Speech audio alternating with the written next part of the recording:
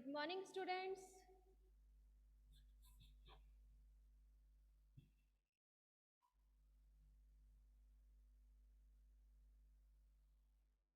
Good morning, all of you. I am Preeti Sharma from Adarsh Valniketan Senior Secondary School, Jhunjhunu, your SST teacher.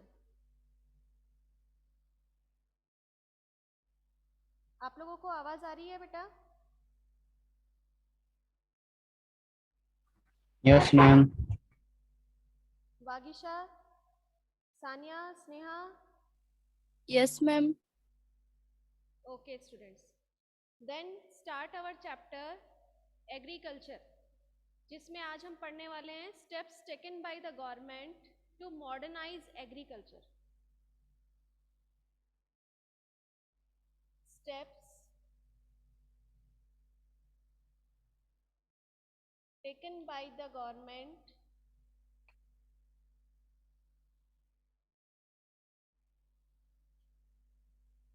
to modernize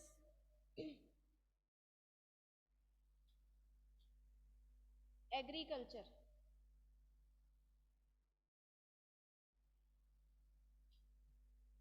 कि agriculture को increase करने के लिए new technologies इसमें invent करने के लिए किस तरीके से गवर्नमेंट क्या स्टेप्स उठा रही है इसमें, ठीक है, गवर्नमेंट का क्या रोल है, इसके बारे में हम पढ़ेंगे. तो first step is government established Indian council of agriculture research, means ICAR, Indian council agriculture research. कि सबसे पहले काम क्या किया है गवर्नमेंट ने कि एग्रीकल्चर को मॉडर्नाइज करने के लिए, न्यू टेक्नोलॉजीज को इन्वेंट करने के लिए एक रिसर्च सेंटर ऑर्गेनाइज किया, एस्टेब्लिश किया, जिसका नाम है ICAR. ठीक है. Second step is establishment of agricultural universities. Agricultural universities को एस्टेब्लिश करना, जिससे ज़्यादा से ज़्यादा लोग, जो बच्चे हैं, वो क्या पढ़ सके, एग्रीकल्चर सब्जेक्ट जो है उसके बारे में पढ़ सके. इसके लिए एक अलग यूनिवर्सिटीज़ जो हैं वो डेवलप की गई है. Third step is providing veterinary service. Veterinary service provide करना, VETERINARI,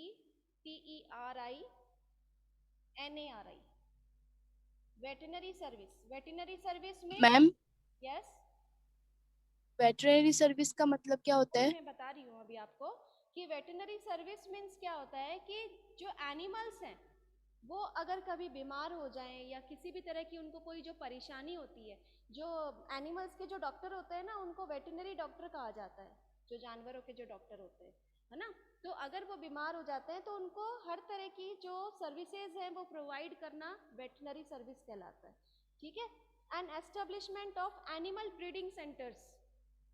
animal breeding centres establish करना. ब्रीडिंग सेंटर्स मीन्स कि जहाँ पर हर नस्ल के जो होते हैं ना, कि नस्ल के जानवर होते हैं, ये इस टाइप का है, अलग अलग नाम से उनको बुलाया जाता है, तो वो ब्रीडिंग सेंटर्स प्रोवाइड करना, एस्टेब्लिश करना. ठीक है. तो ये भी काम कौन करता है, गवर्नमेंट करती है. नेक्स्ट है horticulture development. Horticulture development means यहाँ पर हर तरह के जो फ्रूट्स वेजिटेबल्स हैं उनको डेवलप करना. उससे क्या होगा, एग्रीकल्चर डेवलप होगा, क्योंकि फ्रूट्स और वेजिटेबल्स भी क्या है, एग्रीकल्चर का ही एक पार्ट है. नेक्स्ट है research and development in the field of meteorology and weather forecast. अब ये meteorology and weather forecast means कि मौसम की जानकारी होना पहले से ही, कि मौसम जो है वो उसके अनुसार कब बारिश होगी, उसी के अकॉर्डिंग क्रॉप्स वगैरह ग्रो करना. Meteorology and weather forecast. ठीक है.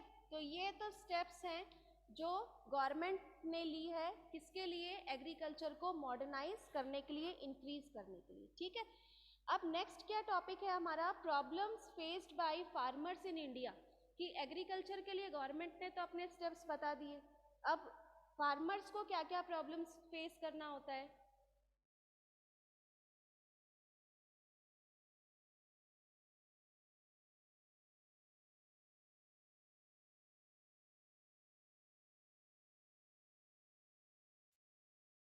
next topic is problems faced by farmers in India. Faced by farmers in India.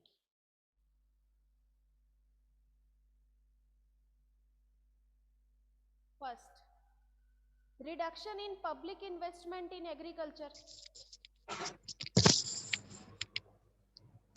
Public investment, लोग क्या करते हैं एग्रीकल्चर के ऊपर खर्चा कम करना चाहते हैं, तो जो पब्लिक इन्वेस्टमेंट है इसमें क्या हो गया, रिडक्शन। रिडक्शन मीन्स कमी आना। एग्रीकल्चर के ऊपर लोग क्या करते हैं, इन्वेस्ट कम करते हैं, और बिना इन्वेस्ट के एग्रीकल्चर को इंक्रीज नहीं किया जा सकता। अगर हमें न्यू टेक्नोलॉजीज डेवलप करना है, एग्रीकल्चर को हमें मॉडर्नाइज बनाना है, तो उसके लिए हमें इन्वेस्टमेंट करना होगा। ठीक है। सेकेंड है, subsidy on fertiliser has been reduce leading to increase in the cost of production. कि जो सब्सिडी मिलती थी, जो सब्सिडी इनको मिले फर्टिलाइजर्स के अंदर, क्योंकि फर्टिलाइजर्स क्या होते हैं, महंगे होते हैं, और प्रोडक्शन जो है उसका जो रेट होता है वो इनसे बहुत ज़्यादा होता है, जिसके कारण क्या, अगर ये सब्सिडी इनको मिले फर्टिलाइजर्स में, तो ये सब्सिडी क्या हो गई, कम हो गई। जो छूट मिलती थी इनको वो बहुत कम कर दी गई, प्रोडक्शन ज़्यादा मांगने लग गए, तो ये एक रीज़न हो गया, ये एक प्रॉब्लम हो गया फार्मर्स के लिए। थर्ड है, reduction in import duties on agricultural products. कि जो इंपोर्ट ड्यूटीज लगती थी, इंपोर्ट ड्यूटीज मीन्स क्रॉप्स का जो प्रोडक्शन होता है, जो क्रॉप्स वगैरह इंपोर्ट किए जाते हैं उनमें रिडक्शन हो गया। ठीक है, जो इंपोर्ट किए जाते थे क्रॉप्स वगैरह उनमें रिडक्शन होना। फोर्थ है, crop failure due to natural hazard like flood, drought, pest attack, cyclone and hail storms. की जो क्रॉप्स फेलियर मीन्स अगर किसी भी तरह की कोई मतलब कि अचानक से जो डिजास्टर्स होते हैं, कोई फ्लड आ जाना, कोई ड्रॉट वगैरह आ जाना, तो उसके कारण भी क्या होता है, क्रॉप्स का नुकसान होता है ना। तो वो प्रॉब्लम भी किसको फेस करना होता है, सभी को। तो उसके लिए सब जो सब्सिडीज दी जाती है गवर्नमेंट के लिए, गवर्नमेंट जो उनके लिए फैसिलिटीज प्रोवाइड करती है। कई बार हम पढ़ते हैं ना कि गवर्नमेंट जो है वो अगर बाढ़ आने पर ये सुविधा सबको उपलब्ध होगी, तो ज़रूरी नहीं है वो सभी को उपलब्ध होती है, सभी को वो सारी फैसिलिटीज़ प्रोवाइड हो, ऐसा पॉसिबल भी नहीं है। तो जो क्रॉप्स फेलियर होता है due to disaster, due to disaster, तो ये भी एक प्रॉब्लम हो गया, किसके लिए, फार्मर्स के लिए। नेक्स्ट हमारा टॉपिक है इम्पैक्ट ऑन, यानी कि ये तो जो पॉइंट्स थे हमारे 4, ये थे प्रॉब्लम्स कि फार्मर्स को क्या क्या प्रॉब्लम्स होती है उनके बारे में। ठीक है, अब हम नेक्स्ट देखेंगे कि thus the growth rate in agriculture sector is declarating in India and the farmers in India are withdrawing their investment from agriculture causing a decline in the rate of employment in agriculture। कि agriculture के अंदर लोग क्या कर रहे हैं, अब employment कम मिल रहा है लोगों को, और लोगों को काम कम मिल रहा है, जिसकी वजह से लोग इन्वेस्ट भी कम करते हैं, लोगों के पास इनकम कम होती है, तो धीरे धीरे उन लोगों का जो ध्यान है वो एग्रीकल्चर से हटकर किसकी तरफ बढ़ता जा रहा है, जो हमारा सेकेंडरी सेक्टर है, थर्ड सेक्टर है, टर्शरी सेक्टर है, उनकी तरफ बढ़ता जा रहा है। एग्रीकल्चर जो प्राइमरी सेक्टर है उसको छोड़कर सेकेंडरी और टर्शरी सेक्टर की तरफ बढ़ता जा रहा है। ठीक है, नेक्स्ट है impact of globalization on agriculture. Agriculture के ऊपर ग्लोबलाइजेशन का क्या इम्पैक्ट है।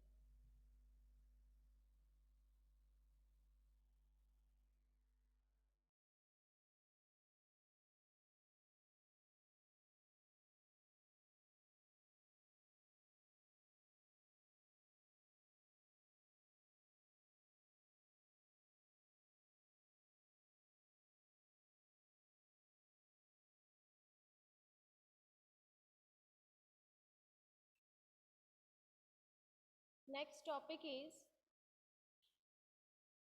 impact of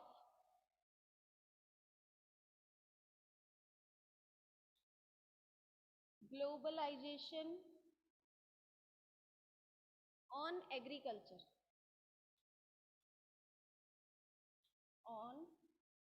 एग्रीकल्चर कि ग्लोबलाइजेशन का क्या इम्पैक्ट है हमारे एग्रीकल्चर के ऊपर। So globalization means integrating the economy of the country with the world economy. Globalization means क्या है कि जो हमारी देश की जो इकोनॉमी है उसको हम किससे कंपेयर करें, वर्ल्ड की इकोनॉमी से। So under this process, goods and services along with capital, labor and resource can move freely from one nation to another। कि जब हम वर्ल्ड वाइड जब हम कोई ट्रेड करते हैं तो उसके लिए जो हमारी गुड्स हैं, जो सर्विसेज हैं, जो लेबर है, जो रिसोर्सेज है, उन सब की रिक्वायरमेंट को भी क्या करना होता है, बढ़ाना होगा, कैपिटल इन्वेस्टमेंट को इंक्रीज करना होगा। So we can move freely, हम लोग क्या कर सकेंगे, एक देश से दूसरे देश में इजीली इंपोर्ट कर सकेंगे, एक्सपोर्ट कर सकेंगे। Globalization existed from the time of colonization. During the 19th century spices were exported to Europe. यानी कि पुराने समय से ही चलता आ रहा है, जब ब्रिटिशर्स यहाँ रूल करते थे उस टाइम से ही ये एक्सपोर्ट और इंपोर्ट करने का काम जो है वो चलता आ रहा है। जब 19th सेंचुरी में यूरोप में यहाँ से क्या एक्सपोर्ट किया जाता था, spices. Specially farmers of south India grow various types of spices. और उस टाइम पर जो साउथ इंडिया के जो फार्मर्स थे वो मोस्टली किस तरीके के स्पाइसेस, अलग अलग तरह के स्पाइसेस ग्रो करते थे, which were exported to many countries, जो अलग अलग देशों में भेजा जाता था। Even today spices are one of the most important items of export from India. आज भी कई तरह के जो स्पाइसेस हैं उनको एक्सपोर्ट किया जाता है इंडिया से। During the colonial period, cotton was exported to mills in Manchester and Liverpool for textile industry। यानी कि कॉलोनियल पीरियड में कॉटन भी एक्सपोर्ट किया जाता था यूरोपियन कंट्रीज में, किसके लिए, टेक्सटाइल इंडस्ट्रीज के लिए, रॉ मटेरियल का काम करते थे। Indian farmers were also forced to grow indigo on their land. Indigo जो है उसके लिए फोर्स किया गया फार्मर्स को ग्रो करने के लिए। It was done because indigo was a necessary item for the textile industry। Indigo को क्यों प्रेशराइज किया गया फार्मर्स को इंडिगो क्रॉप्स ग्रो करने के लिए, क्योंकि टेक्सटाइल इंडस्ट्रीज के लिए इंडिगो जो था वो सबसे इम्पॉर्टेंट आइटम माना जाता था। विच वर लोकेटेड इन ब्रिटेन, और जो कहाँ पर थी टेक्सटाइल इंडस्ट्री, ब्रिटेन में। These farmer were thus unable to grow food grain to sustain their family. यानी कि उनको फोर्स किया जाता था, क्रॉप्स की जगह पर उनसे इंडिगो ही ग्रो करवाए जाते थे। As a result Champaran movement started in 1917। और इसी को जबरदस्ती जहाँ इंडिगो क्रॉप्स ग्रो किया जाता था, इसी को देखते हुए जो फार्मर्स थे उन लोगों ने इस इंडिगो प्रोडक्शन को रोकने के लिए चंपारण मूवमेंट स्टार्ट किया। चंपारण मूवमेंट स्टार्ट हुआ कब, 1917 में। तो देखो ग्लोबलाइजेशन में हमारा सबसे इंपॉर्टेंट टॉपिक आएगा कौन सा, चंपारण। चंपारण मूवमेंट जो कि कब स्टार्ट हुआ, 1917। इसका मेन रीजन क्या था, इंडिगो ग्रो करना। फोर्सफुली इंडिगो ग्रो करवाया जा रहा था, फोर्सफुली इंडिगो ग्रो करवाया जा रहा था। किसके बदले में, क्रॉप्स की जगह पर। क्रॉप्स जो वो अपनी फैमिली को सस्टेन करने के लिए, यानी कि अपनी फैमिली के लिए भी क्रॉप्स ग्रो कर नहीं पा रहे थे, लोग जो थे वो परिवार के वो भूखे रह रहे थे और उनको इंडिगो ग्रो करवाया जाता था, जिसके कारण चंपारण मूवमेंट को स्टार्ट किया गया। और in protest of force indigo production को रोकने के लिए चंपारण मूवमेंट को स्टार्ट किया गया। इसको आप अंडरलाइन कर लेना बुक में भी। So under globalization, particularly after 1990, farmers in India have been exposed to new challenges। 1990 के बाद में इस ग्लोबलाइजेशन के अंडर में इंडिया ने एक न्यू चैलेंजेस इंडिया के सामने आया। तो किस तरीके के चैलेंजेस थे, सबसे पहला, despite being N import producer of rice, cotton, rubber, tea, coffee, jute and spices, our agriculture products are not able to compete with those of the developed countries। This is because of highly subsidized agriculture on those countries। यानी कि किस तरीके के challenges थे,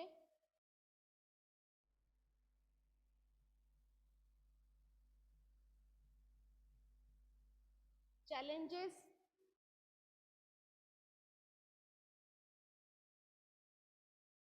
तो first आता है हमारा फर्स्ट क्या है, despite being an important producer, जो इम्पॉर्टेंट प्रोड्यूसर थे किसके, राइस कॉटन, इम्पॉर्टेंट प्रोड्यूसर थे किसके, rice cotton jute rubber tea coffee jute spices, spices, ये इम्पोर्टेंट प्रोड्यूसर थे इन सभी चीज़ों के, our agriculture products are not able to compete with, यानी कि जो इनके बहुत ज़्यादा प्रोड्यूसर थे, बहुत अच्छे प्रोडक्ट कर सकते थे ये, तो वो क्या थे, डेवलप्ड कंट्रीज़ के साथ कंपटीशन नहीं कर पा रहे थे। ठीक है, अच्छा प्रोडक्शन होने के बाद में भी डेवलप्ड कंट्रीज जो थी उनसे कम्पीट नहीं कर पा रहे थे। क्यों नहीं कर पा रहे थे, क्योंकि एग्रीकल्चर में उन लोगों को ज़्यादा सब्सिडीज मिली हुई थी, ज़्यादा छूट मिली हुई थी, इन लोगों को किसी तरह की कोई छूट नहीं दी गई थी, हर चीज़ इन्हें अपने ही पैसे से उन्हें खर्च करना होता था, चाहे वो बीज वगैरह हो, फर्टिलाइजर्स हो, या जो भी प्रोडक्शन इनको दिया जाता था वो अपने ही बेस पर उनको करना होता था। और डेवलप्ड कंट्रीज जो थी वो ज़्यादा डेवलप हो रही थी क्योंकि उनके पास ये प्रोडक्शन तो थे, लेकिन साथ ही साथ फार्मर्स जो थे वो भी बहुत ज़्यादा डेवलप थे। ठीक है, तो ये एक चैलेंज हुआ इनके सामने।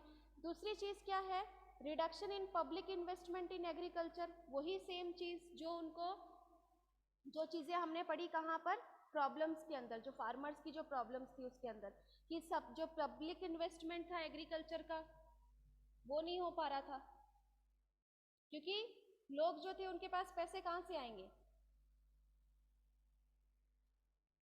पब्लिक इन्वेस्टमेंट जो था वो नहीं हो पा रहा था, उसमें रिडक्शन आ रहा था। सब्सिडी ऑन फर्टिलाइजर, फर्टिलाइजर के ऊपर कोई किसी तरह की कोई सब्सिडी नहीं दी गई थी, leading to increase in the cost of production, और इससे क्या हो रहा था, जो प्रोडक्शन का जो कॉस्ट था वो भी बढ़ता जा रहा था।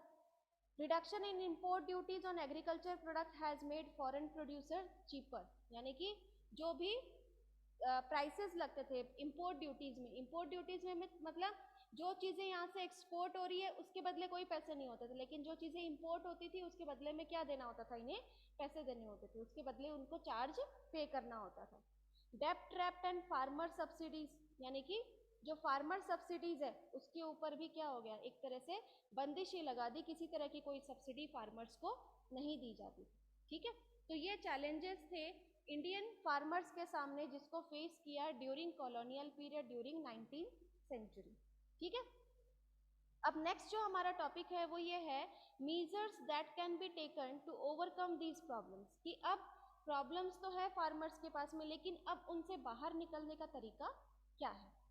तो सबसे पहला है, the impact of globalisation prompt the need for making Indian agriculture successful and profitable by improving the condition of small and marginal farmer, कि अगर हमें एग्रीकल्चर को इंक्रीज करना है, एग्रीकल्चर के प्रोडक्शन को बढ़ाना है, तो उसके लिए क्या करना होगा, जो छोटे छोटे किसान हैं उनको सबसे पहले सपोर्ट करना होगा, and countering the negative effect of green revolution, और ग्रीन रिवोल्यूशन के जो नेगेटिव इफेक्ट है कि ज़्यादा से ज़्यादा फर्टिलाइजर यूज़ करना, HYV सीड्स का यूज़ करना, इरिगेशन मेथड को बढ़ाना, न्यू टेक्नोलॉजीज का डेवलप होना, तो ये सारी चीज़ें प्रोडक्शन को तो इंक्रीज कर रही है, लेकिन साथ ही साथ क्या हो रहा है, हमारी सॉइल को नुकसान पहुंच रहा है। उससे आप एक बार प्रोडक्शन अच्छा कर सकते हो, 2 बार कर सकते हो, 3 बार कर सकते हो, लेकिन बार बार तो ऐसा हो नहीं सकता, उससे क्या होगा, सॉइल की फर्टिलिटी जो है वो धीरे धीरे खत्म हो जाएगी। तो इसके जो नेगेटिव इफेक्ट हैं वो भी लोगों को बताना ज़रूरी था, और साथ ही साथ जो छोटे किसान हैं उनको सपोर्ट करना। इंट्रोडक्शन ऑफ जेनेटिक इंजीनियरिंग में be beneficial to India, genetic engineering is recognized as a powerful supplement in inventing new hybrid varieties of seed. Genetically modified crops have higher productivity, resistance to pests and insects, and they require less water.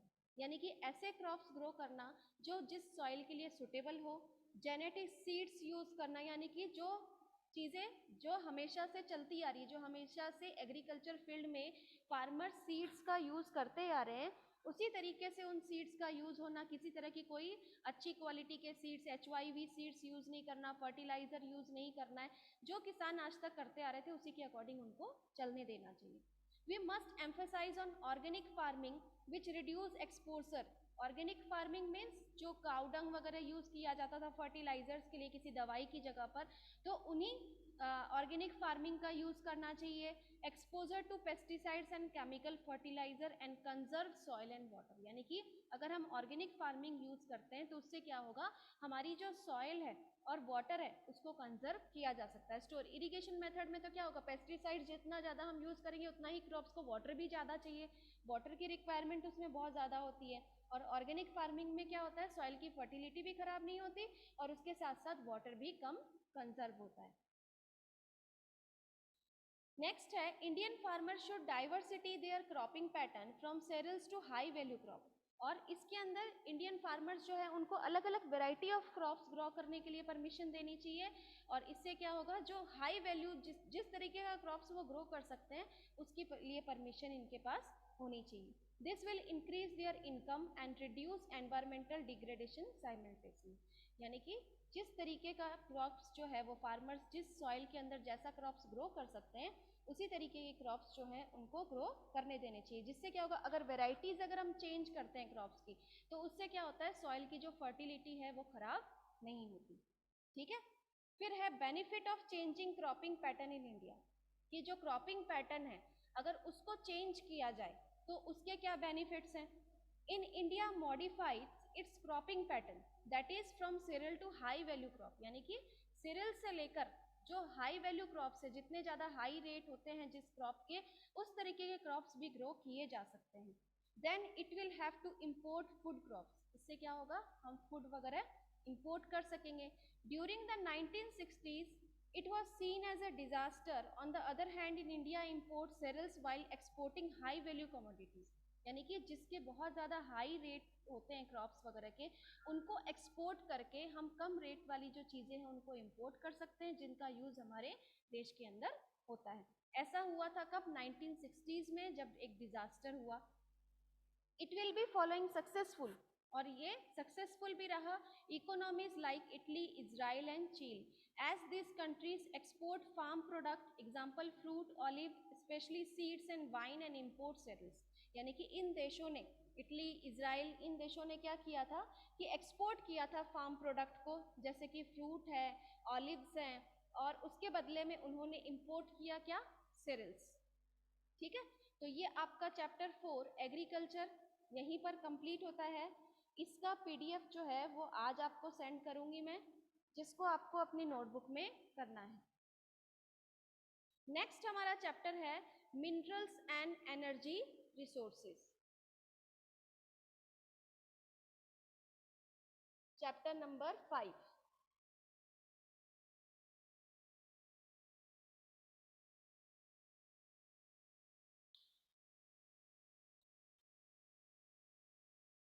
Minerals and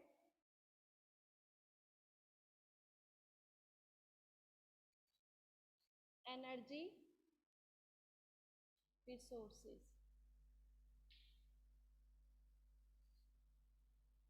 तो सबसे पहले हम ये देखेंगे कि minerals क्या होते हैं। तो a substance which is found, सबसे पहले हम देखते हैं मिनरल्स क्या होते हैं।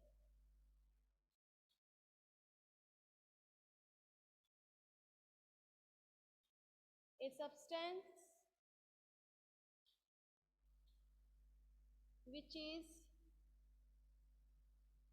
a substance which is found in the earth crust, in the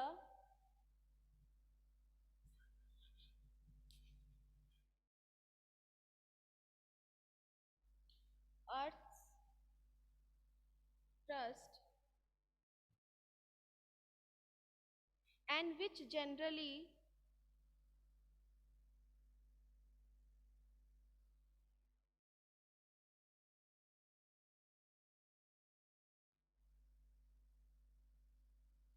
and which generally has a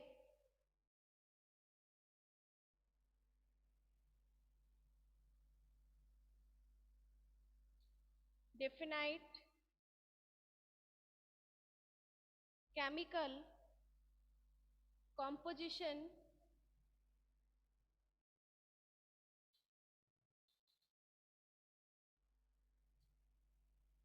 like unlike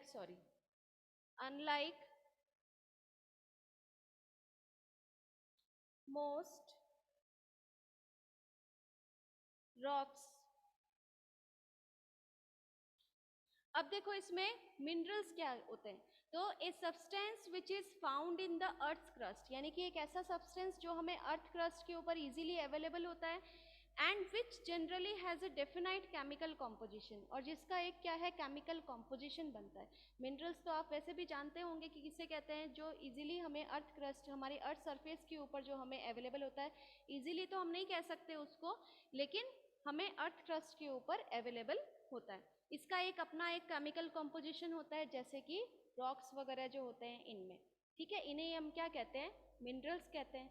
और रॉक्स किसे कहते हैं, रॉक्स क्या होता है, ये एक मिक्सचर है, किसका, एक कंसोलिडेटेड फॉर्म, मिक्सचर है कंसोलिडेटेड फॉर्म का, और जिसे हम मिनरल, जो मिनरल के रूप में हमें मिलता है उसे हम क्या कहते हैं, रॉक्स कहते हैं, ठीक है।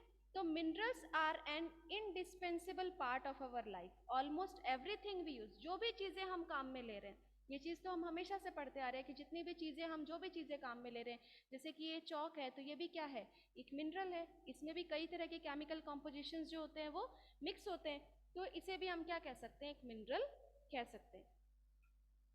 So from a tiny pin to a towering building or a big ship, all are made from minerals, यानी कि छोटे से छोटी सी चीज लेकर बड़े से बड़े शिप तक का जो भी यूज होता है, उन सब में क्या होता है, मिनरल मिला होता है, ठीक है। The railway lines and the tarmac of the road, our implement and machinery too are made from mineral, कि जो रेलवे लाइंस है, जो रोड्स हम देख रहे हैं, जो मशीनरी टूल्स वगैरह देखते हैं, जो भी इक्विपमेंट है किसी भी, चाहे वो पेपर हो, टेबल हो, चेयर हो, यूटेंसिल्स हो, लॉक हो, बिल्डिंग्स हो, रोड हो, ट्रांसपोर्टेशन का कोई सिस्टम हो, कम्युनिकेशन का सिस्टम हो, जो भी चीजें हैं वो सब क्या है, मिनरल्स कहलाती है, ठीक है। Car, aeroplane, train, buses, all are minerals and they run on power resource, और इन सब को चलाने के लिए किस चीज की जरूरत होती है, पावर रिसोर्सेज की जरूरत होती है, ठीक है।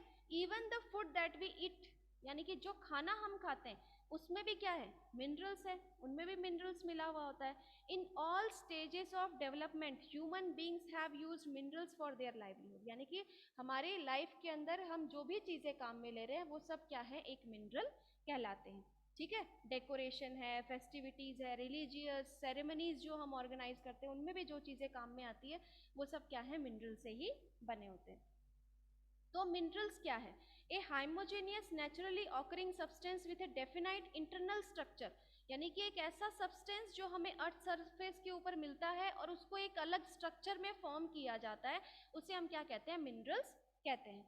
Minerals are found in varied form in nature, minerals जो है वो हमें अलग अलग फॉर्म में मिलते हैं, नेचुरली जो हमें अलग अलग फॉर्म में मिलते हैं, ranging from the hardest diamond to the softest talc, यानी कि जो डायमंड है वो कितना हार्ड होता है, वहां से लेकर जो हम एक टेल्कम पाउडर यूज करते हैं, जो वो कितना सॉफ्ट होता है, हम उसे हाथ लगाते हैं, तो हार्ड चीजों से लेकर सॉफ्ट तक जितनी भी चीजें हम काम में लेते हैं वो सब क्या है, मिनरल्स हैं।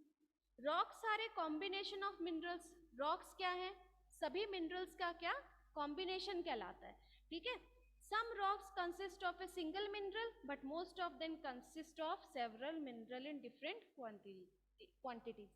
कि कई मिनरल्स जो होते हैं जिनमें एक ही तरह का मिनरल होता है, कई ऐसे होते हैं, कई ऐसे रॉक्स होते हैं जिनमें अलग अलग तरह के मिनरल्स हमें देखने को मिलते हैं। The formation of minerals depend upon physical and chemical condition, कि जो मिनरल्स है उसका फॉर्मेशन कैसे बनता है, केमिकल और physical condition of that mineral, किसी भी मिनरल का फिजिकल और केमिकल कंडीशन क्या है, उनके मिक्सचर को हम क्या कहेंगे, mineral. That in turn result in a wide range of colour, hardness, crystal form, lustre, density of a particular mineral.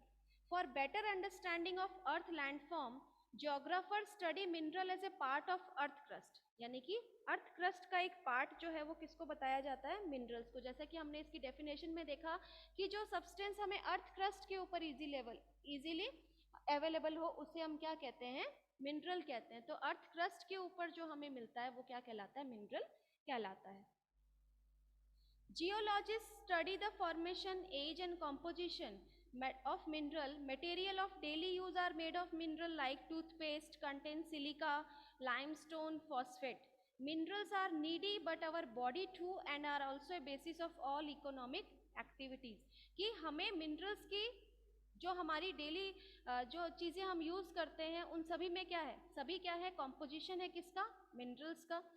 तो ये जो मिनरल्स हैं इन सब के हम क्या हो चुके हैं, एकदम से आदी हो चुके हैं कि इनके बिना हमारा काम नहीं चल सकता. They are also studied to know about the formation, age and composition of the earth. कि जो जियोलॉजिस्ट होते हैं जो मिनरल्स के बारे में हमें बताते हैं वो भी क्या करते हैं कि इन सब की कि ये मिनरल जो है वो कितना पुराना है, इसकी एज कितनी है, इसकी कॉम्पोजिशन कैसे हुई, तो ये सारी चीज़ें जो हैं वो हमें जियोलॉजिस्ट से ही पता चलता है. ठीक है. नेक्स्ट है mode of occurrence of minerals, कि कैसे अलग अलग मिनरल्स जो हैं वो ऑकर होते हैं, किस तरीके से हमें कहाँ कहाँ ये मिनरल्स जो हैं वो पाए जाते हैं, इनके बारे में हम कल पढ़ेंगे. आज आपको अपने 4th चैप्टर को कंप्लीट करना है. 4th चैप्टर को लेकर किसी को कोई डाउट है क्या, कुछ पूछना है किसी को? No ma'am. Yes. Anushka.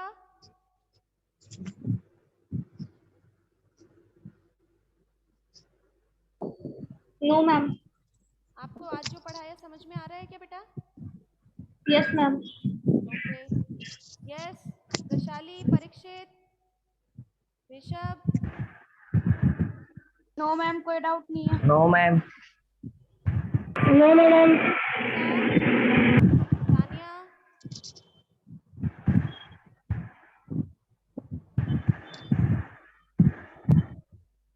Okay students, then complete your chapter.